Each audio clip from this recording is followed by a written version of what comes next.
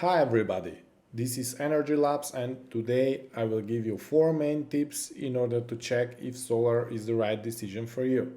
This is based on 10 years of solar experience and applies to grid-tied, off-grid and battery storage systems. So let's start.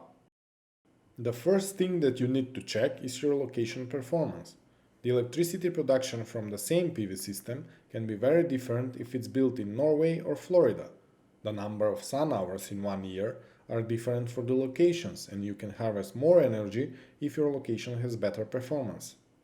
During the summer, you will generate more electricity compared to winter due to the longer daylight.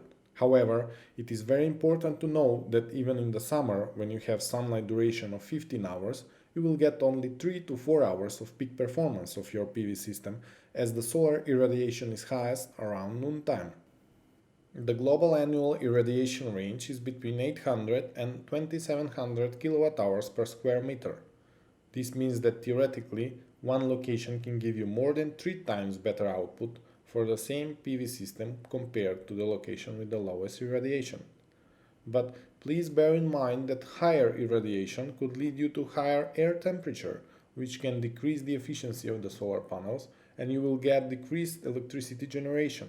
This is related to the temperature coefficients of the solar panels. So initially check your location zone for the solar irradiation performance. Next you have to check what is the most appropriate side or sides of the roof to install solar panels. If you live on the north hemisphere, your panels should face south to get the optimal output. If you live on the south hemisphere, north will be the right facing. The tilt angle is also very important and there are 3 types of tilt options: fixed tilt, tracking option and seasonal or monthly tilt. If you are mounting the panels on your roof, you will use the annual fixed tilt angle. I will give you a link in the description for one useful tool where you can easily compare every side of the roof and find the most feasible solution. How much you can install on your roof is given by this simple formula. Multiply your available roof area by 0.2. For instance, if you have 20 square meters roof area, you can install around 4 kilowatts of solar panels. If you are calculating in square foot, the multiplier is 0.02. Of course, this is also dependent on the panel efficiency. Number 3 is the electricity price from your utility company. This is very important data for calculating the feasibility of your PV system. The higher the price is, the more feasible solution you will get. Your PV system lifetime is between 25 to 30 years, so you need to take into account the future utility price.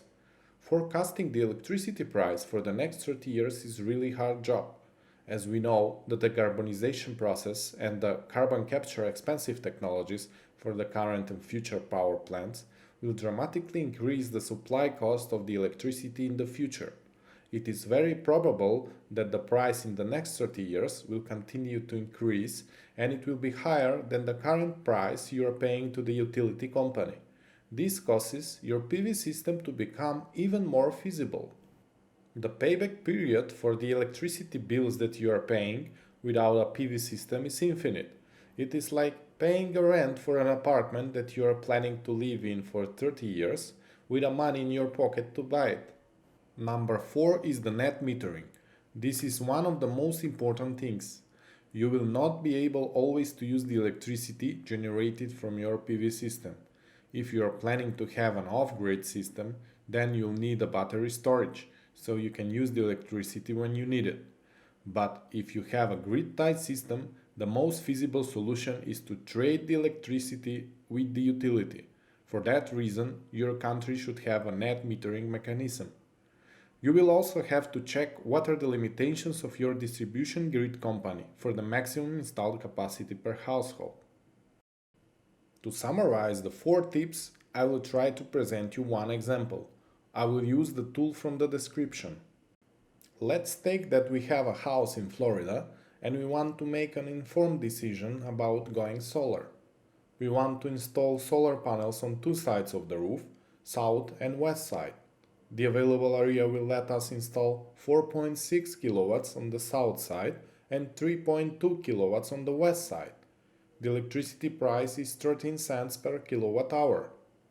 The final cost of the system is $1.3 per watt peak. Please note that the large solar companies will charge you more due to the cost for marketing, salaries, and so on, and it can go up to $2.5 per watt peak. I highly recommend you to engage smaller solar companies or some local technicians in order to get reasonable offer. The results are the following. The annual generation is 11.5 megawatt hours. The losses from the panel's position are 8.4%, which is reasonable as your roof cannot have ideal position. The energy yield is 1500 kilowatt hours per kilowatt peak, and you can also monitor the monthly generation for both arrays on the chart. And the most important question is the payback period for the investment, which is 6.8 years.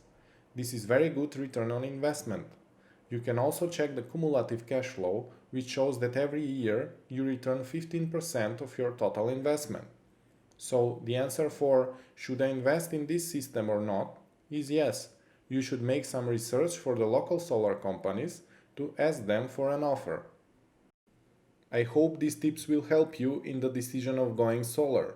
At least you will be prepared what to expect from the solar companies, how much electricity will you produce, and what is the payback period of your investment. Thank you for watching. Don't forget to press the like button if you enjoyed this video.